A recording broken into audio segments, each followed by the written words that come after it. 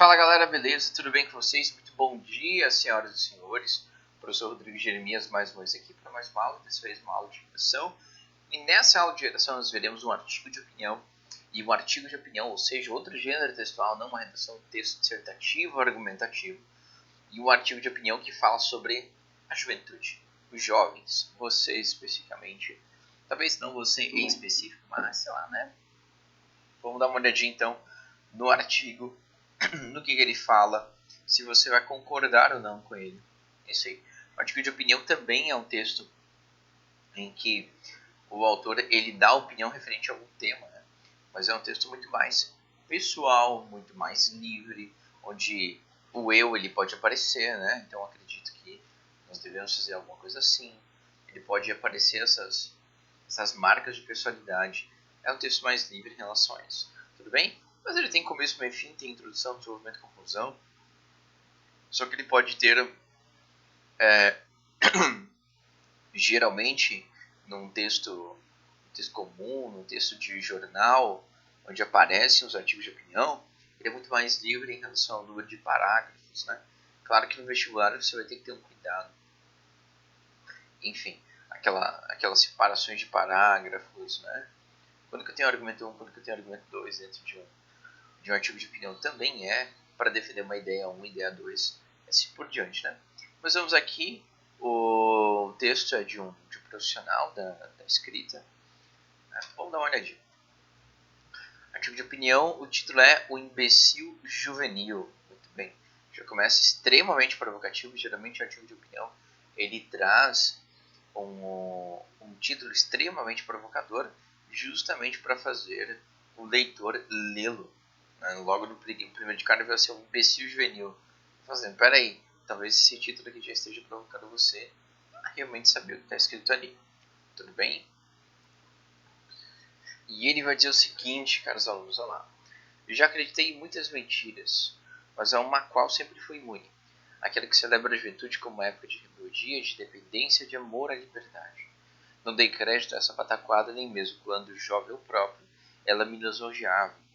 Bem ao contrário, desde cedo me impressionaram muito fundo na conduta de meus companheiros de geração o espírito de rebanho, o temor do isolamento, a subserviência à voz corrente, a ânsia de sentir-se iguais e aceitos pela maioria, cínica e autoritária, a disposição de tudo ceder, de tudo prostituir em troca de uma vaguinha de neófito no grupo de sujeitos bacanas. Muito bem. Muito bem. Continuando, vejo que logo nessa introdução já está falando do jovem, já está dando uma primeira ideia do que ele vai falar, e sendo bem provocativo, né? O jovem verdade revela-se muitas vezes, eu preparei. É isso aí. O jovem verdade revela-se muitas vezes contra pais e professores, mas é porque sabe que no fundo estão do seu lado e jamais revidarão suas agressões com força total. A luta contra os pais é um teatrinho, um jogo de cartas marcadas no qual um dos contendores luta para vencer e o outro para ajudá-lo a vencer. Muito diferente é a situação do jovem antes da sua geração, que não tem para com ele as complacências do paternalismo. Longe de protegê-lo, essa massa barulhenta e cínica recebe o novato com desprezo e hostilidade que lhe mostra desde logo a necessidade de obedecer para não sucumbir. É dos companheiros de geração que ele obtém a primeira experiência de um confronto com o poder, sem mediação daquela diferença de idade que dá direito a descontos e atenuações. É o rei dos mais fortes e dos mais descarados, que se afirma com toda a sua crueza sobre a fragilidade do recém-chegado, impondo-lhe provações e exigências antes de aceitá-lo como membro da ordem. A quantos ritos, a quantos protocolos, a quantas humilhações não submete o postulante para escapar à perspectiva aterrorizante da rejeição, do isolamento. Olha que ele está falando da juventude. Para não ser devolvido impotente e humilhado aos braços da mãe, ele tem de ser provado num exame que lhe exige menos coragem do que flexibilidade, capacidade de moldar-se aos caprichos da maioria, a supressão, em suma, da personalidade.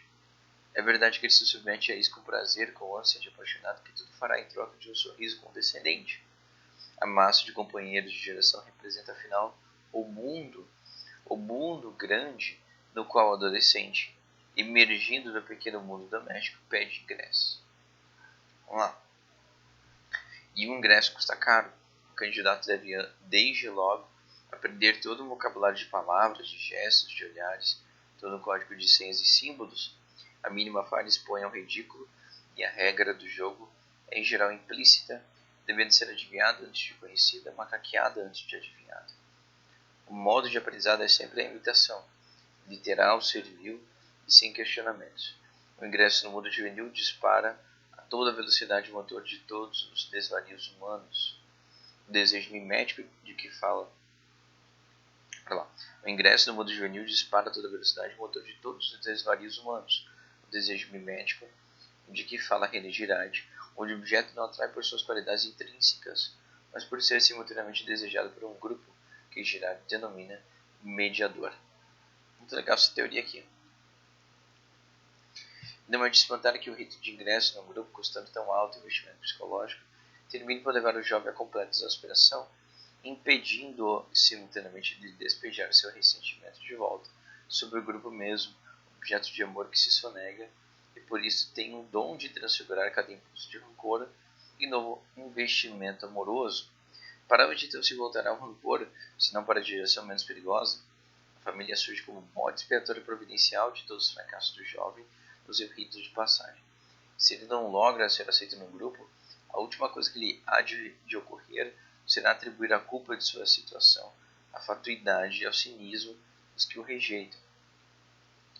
Numa cruel inversão, a culpa de suas humilhações não será atribuída àqueles que se recusam a aceitá-lo como homem, mas àqueles que o aceitam como criança. A família, que tudo lhe deu, pagará pelas maldades da horda, que tudo lhe exige. Eis a que se resume a famosa rebeldia do adolescente. Amor mais forte que o desprezo, desprezo pelo mais fraco que o ama. Todas as mutações se dão na penumbra, na zona indistinta entre o ser e o não ser. O jovem em trânsito entre o que já não é e o que não é ainda é por fatalidade consciente de si, de sua situação, das autorias e das culpas de quanto se passa dentro e em torno dele. Seus julgamentos são quase sempre a inversão completa da realidade. Eis o motivo pelo qual a juventude, desde que a covardia dos adultos lhe deu autoridade para mandar e desmandar, esteve sempre na vanguarda de todos os erros e perversidade do século. Nazismo, vou dar exemplo agora. Nazismo, fascismo, comunismo, seitas, pseudo-religiosos, consumo de drogas, são sempre os jovens que estão um passo à frente na direção do pior. O mundo que confia seu futuro ao discernimento dos jovens é um mundo velho e cansado, que já não tem futuro algum. O autor é o filósofo brasileiro Olavo de Carvalho. Nessa época ele exercia professor de jornalismo, escrevia artigos de opinião, e está aí o artigo dele, O Imbecil Juvenil. O que o professor quer que você faça? Né? Primeiro, analise comigo, né? Ele está falando aqui, ele está, num primeiro momento aqui na introdução, na apresentação do tema, o que ele está fazendo? Bom, no primeiro momento, tirando todo o romance que cerca a juventude, né, como sendo uma época de rebeldia, de independência, de amor à liberdade. Muita gente tem a juventude como uma época romanceada dessa maneira, né? Ele falou, não dei crédito a essa pataquada nem mesmo quando jovem. Eu próprio, ela me lisonjeava. Então, eu já acreditei em muitas mentiras, mas essas aqui eu não acreditei nunca, né? E uma das coisas que mais impressionava o Olavo era justamente essa um espírito de rebanho, o temor do isolamento, a subserviência à voz corrente, a ânsia de sentir-se iguais e aceitos pela maioria cívica e autoritária. Ou seja, ele está falando daquele rito de passagem do jovem, né, para a saída do jovem do mundo doméstico para o mundo, né, lá fora, e que o jovem, nesse processo, acaba querendo fazer parte, né, dos grupos, principalmente aqueles grupos dos sujeitos bacanas que ele diz aqui, né?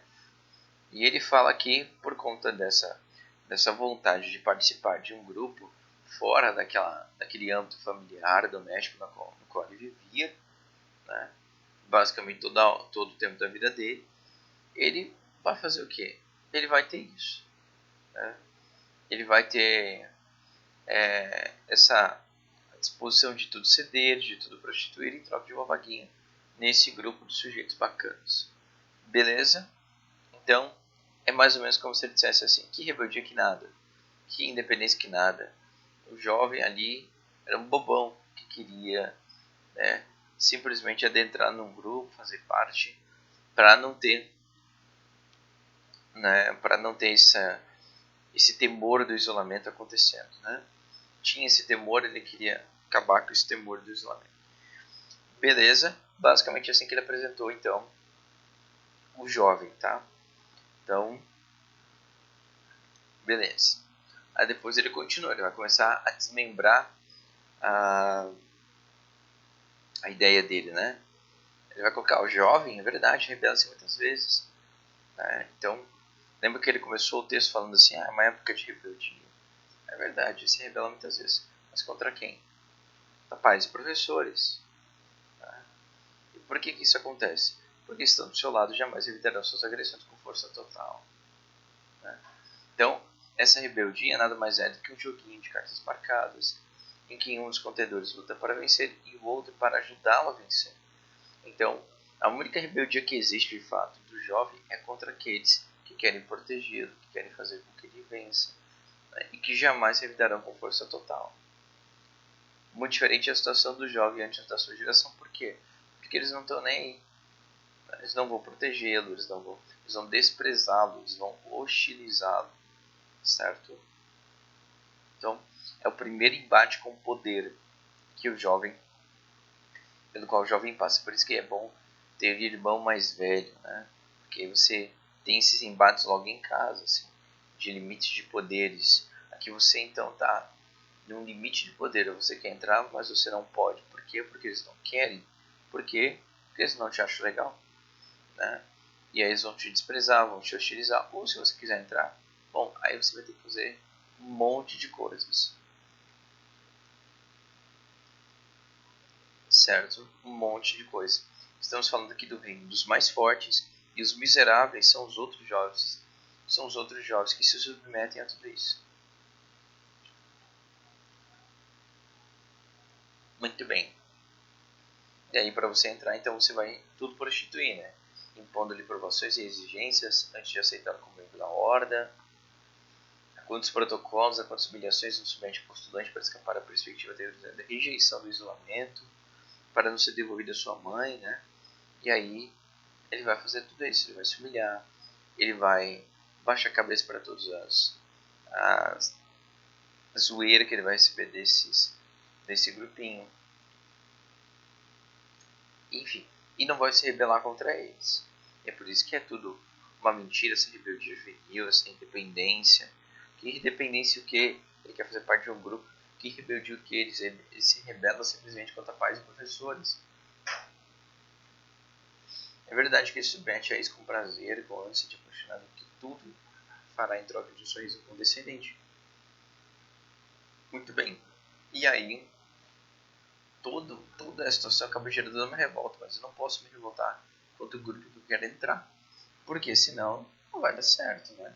Não vou conseguir entrar mesmo. Então, quem é que vai ser o grande bode expiatório, né? Ele já vai chegar nisso, né? Que vai ser a mãe, que vai ser o pai, que vai ser a família propriamente. Beleza. Então,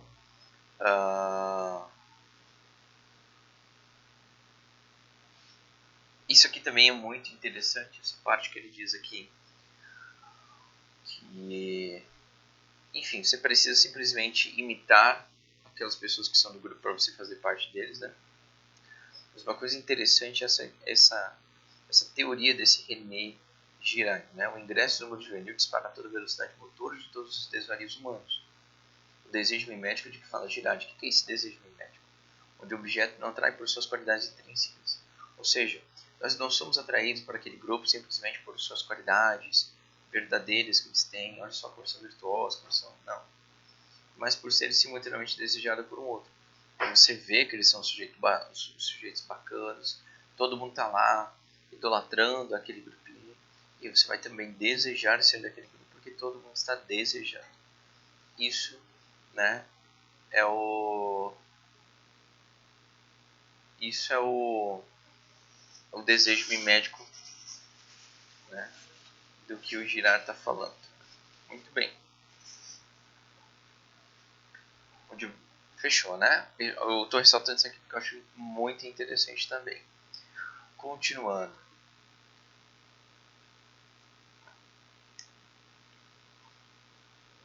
Muito bem. Bom, exatamente o que ele vai falar sobre aquela questão da família ser bode expiatório, né, que também eu acho muito interessante. A família surge como bode expiatório providencial de todos os fracassos do jovem no seu rito de passagem. Muito bem. Apesar dos caras serem babacas, né, ele vai descontando a família. E aqui ele resume um pouco essa ideia, né, essa ideia toda que ele está falando. Eis aqui se resume a famosa rebeldia do adolescente. Amor mais forte que despreza, desprezo pelo mais fraco que o ama. Todas as mutações se dão na penumbra. Daí ele vai falar assim, bom, isso é próprio. Ele vai explicar que isso é próprio do jovem, né? Porque o jovem, ele é um inconsciente de si. Por quê? Porque ele tá numa zona cinzenta. Ele está entre aquilo que ele já não é e o que não é ainda. Né? Então ele está evoluindo, é natural que ele seja inconsciente de si mesmo, certo? Mas você tá, né? Enfim. E ele diz que é exatamente esse motivo pelo qual a juventude, desde que a covardia dos adultos não tem autoridade para mandar e desmandar, esteve sempre na vanguarda de todos os erros e perversidade do século. Fala nazismo, fascismo, comunismo, seitas pseudos religiosos, consumo de drogas, tudo isso são jovens que acabam promovendo. São sempre os jovens que estão um passo à frente na direção do pior. O mundo que confia no seu futuro, e aí termina com uma frase de efeito, né?